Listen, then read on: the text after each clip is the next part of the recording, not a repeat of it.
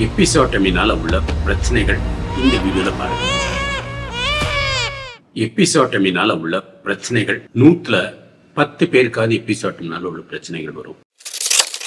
காரணம் அந்த இடம் ரொம்ப சாஃப்டா இருக்கிறது ஒண்ணு.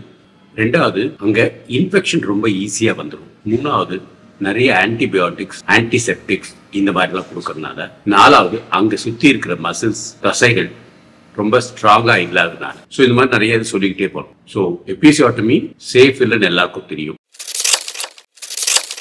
110 பேருக்காவது எபிசியோட்டமி தையல்ல வலி நிறைய இருக்கும், வாழ்நாள் ஃபுல்லா இருக்கும். அந்த வலி போறதுக்கு பல ட்ரீட்மெண்ட்ஸ் இருக்கு. பட் பெண்கள் அது முன்னுக்கு எடுக்கிறதுல வலியை பொறுத்துக்கிறாங்க, இல்ல உடல் பண்ணாம போயிடுவாங்க. 105 பேருக்காவது எபிசியோட்டமி பிரிஞ்சிரும்னு என்ன ஆகும், அது அப்படியே வெளியில வந்துடும். அது இன்ஃபெக்ஷனால இருக்கலாம், இல்ல எதிர்ப்பு தன்மை கம்மியா இருக்கலாம், இல்ல ஆன்டிசெப்டிக் ஜாஸ்தியா இருக்கலாம். அதுக்கு 42 நாளைக்கு அப்புறம் தையல் போட்டீங்கன்னா நல்லது. அதுக்கு முன்னாடியே தையல் போட வேண்டியது அவ்வளவு சரி கிடையாது, தவறும் கூட. ஸோ ஆன்டிபயோட்டிக் எல்லாம் கொடுத்துருப்பாங்க, அதெல்லாம் கிளீன் ஆகி அந்த புண்ணு நல்லா ஓப்பனா இருந்தாலும் பயப்பட வேண்டாம்.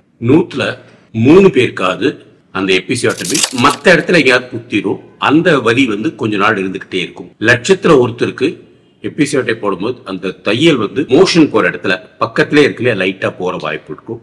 இதனால் ரெக்டோ வெஜைனல் ஃபிஸ்டுலா வர வாய்ப்பு இருக்கும். ரெக்டோ வெஜைனல் ஃபிஸ்டுலானா மோஷன் போடுற இடத்துக்கும் வெஜைனுக்கும் ஒரு குட்டி துவாரம், எப்படி நம்ம எறும்பெல்லாம் போறதுக்குள்ள இருக்குள்ள அது மாதிரி குட்டி துவாரம் இருக்கும். பட் அதுக்கு ஒரு மேஜர் ஆப்ரேஷன் பண்ணி தான் சரி பண்ணணும்.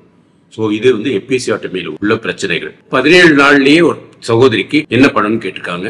2 வாரம் இல்ல 3 வாரம் பொறுமையா இருந்தா அந்த மாமிசம் எல்லாம் நல்லா குணமாகி கொஞ்சம் சதைகள்லாம் ஸ்ட்ராங் ஆகி புரோட்டீன் நல்லா சாப்பிட ஆரம்பிச்சிங்கன்னா அந்த வூண்ட் 4 நாள்ல ஹீல் ஆயிரும்.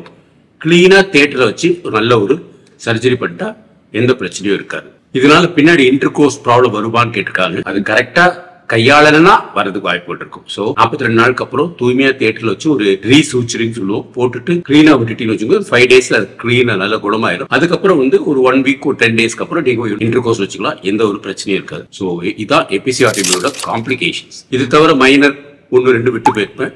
அது எதா இருந்துச்சுன்னா உங்களோட மெசேஜில் சொல்லுங்க, அதுக்குள்ள தீர்வு நான் சொல்றேன்.